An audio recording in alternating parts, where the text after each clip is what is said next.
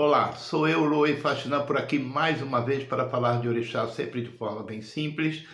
Hoje vou gravar esse vídeo respondendo a um comentário de uma pessoa que me escreveu no WhatsApp, né? Ela diz que gosta muito da religião, gostaria de entrar, mas ela tem medo. Eu já havia gravado um vídeo falando disso, né? Dessas coisas que acontecem, o medo com relação ao orixá, mas hoje eu vou entrar por um outro caminho e eu espero que ajude a compreensão de vocês. Lembrando sempre que eu não sou historiador, né? Eu sou um simples babalaú, né? Aquela pessoa que começou na vida de orixá fazendo santo, como a maioria de vocês, e fui aprendendo, né? Às vezes aos troncos e barrancos, às vezes com muita paciência daquele que nos ensinava, mas fui aprendendo as coisas de orixá e essa é a minha colocação que eu quero fazer no dia de hoje para responder essa pergunta.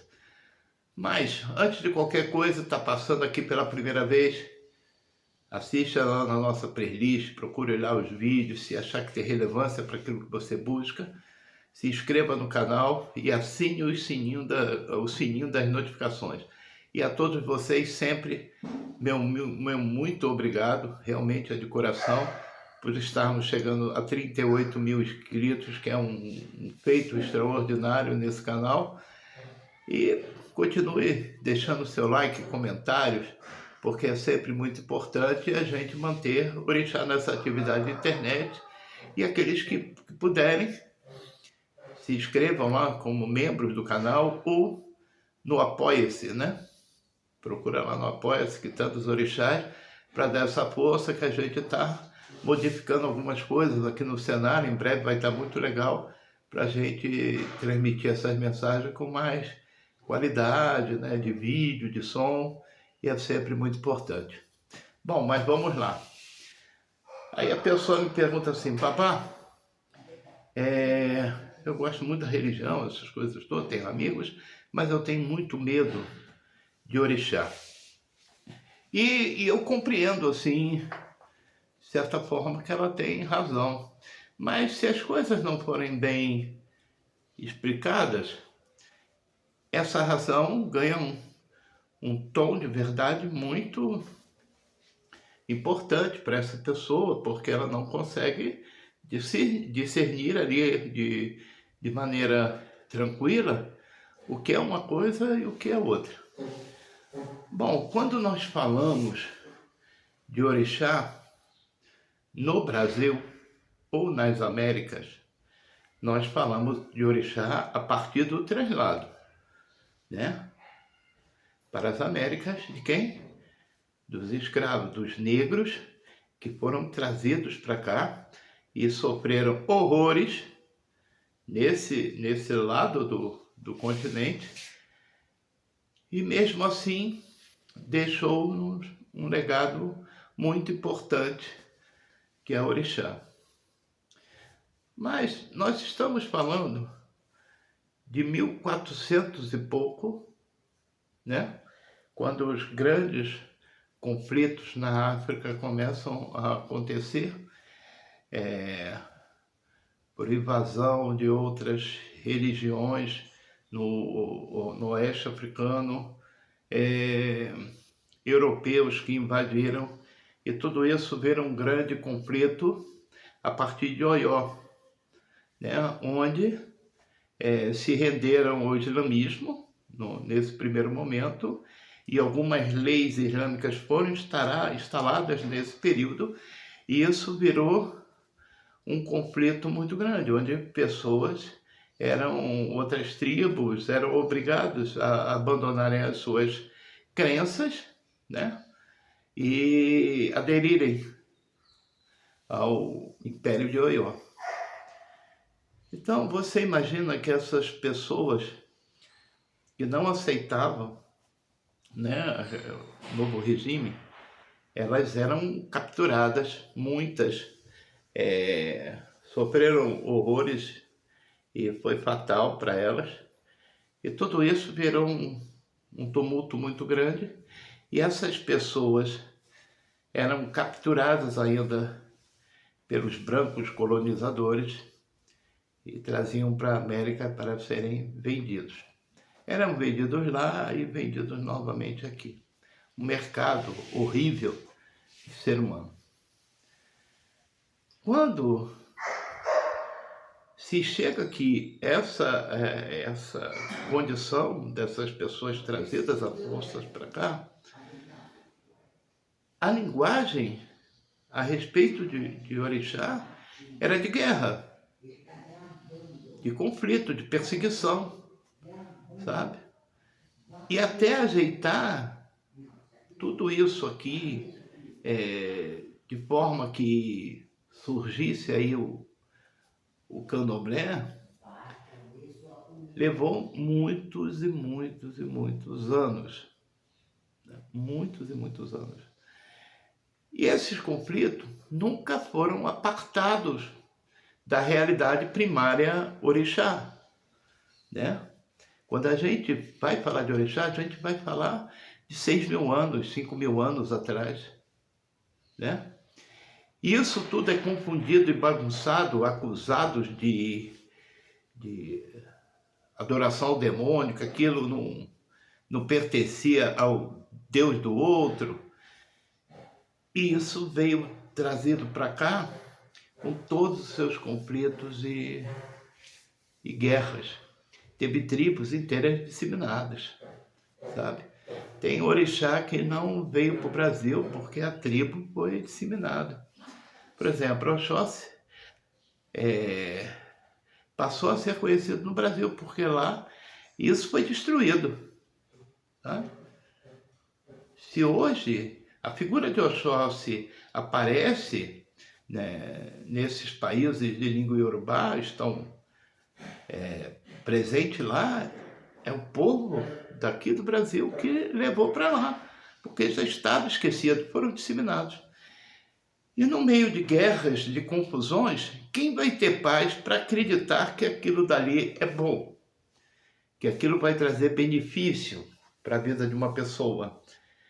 Então você tem que desconstruir esse mito, sabe, maldito das confusões, de todo esse processo que essas pessoas passaram para chegar aqui. Desconstruir isso leva muitos e muitos anos, sabe? Entender que Ifá é a luz do amor. Entender que Orixá é a luz do amor. Como é que se compreende isso no meio de uma guerra? Ou seja, que luz que nada de Ifá, olha o que as pessoas estão passando. Que luz que nada de Orixá, olha o que essas pessoas estão passando ou passaram. Então, isso vem misturado ao mito,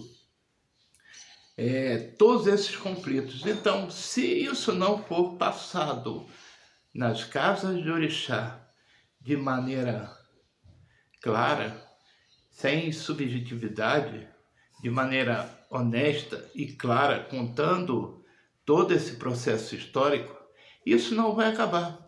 A gente vai continuar ouvindo que algum é degolador de cabeças, mas não explicam o porquê isso aconteceu, né?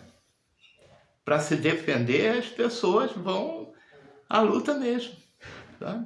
Não falam absolutamente nada que seja amoroso com relação ao orixá. Às vezes isso acontece de forma espontânea por pessoas que dizem: eu amo Oxum, eu amo meu orixá, né? Eu faço tudo pelo meu orixá. Ela consegue se desprender de tudo isso que dizem a respeito do orixá, dessa pessoa que é traiçoeira, que é isso, que é aquilo, sabe? Ela abandona isso porque realmente aquilo não pertence a Oxum, da forma que isso é explicado, e ela entende o amor de Oxum na sua própria vida e que de maneira Oxum ajudou a conduzir a sua vida. Então, o que sabemos de Orixá é do translado, é de toda essa guerra, de todo esse conflito, de toda essa maldade, de toda essa perversidade. e que os filhos de orixá, aqueles que dominavam o culto, eles foram obrigados a ir para a guerra, sabe? Eles foram obrigados a abandonar suas terras. Eles foram obrigados a serem acorrentados e obrigados ainda a ajoelhar aos pés de uma cruz. Então, a história contada aqui é real. Esses conflitos são reais. Mas existe algo antes disso tudo, que traz um legado importantíssimo daqueles que aprenderam, sabe, a conviver com a natureza, a tirar da natureza aquilo que tem de melhor para agrupar a prática humana de todos os dias, sabe? Aqueles que aprenderam a usar o vento, sabe?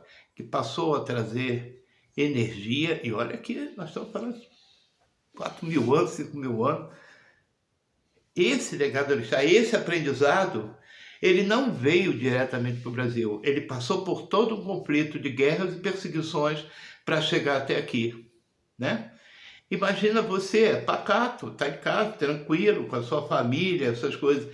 Se alguém invade, sabe, a sua casa, o teu território, onde você está em paz, tu está ali fazendo tuas coisas do cotidiano, lidando com a vida, aprimorando seu conhecimento, alguém invade e quer trocar e mudar tudo que você construiu de um momento para o outro à força. Você vai reagir, sabe? Você vai reagir.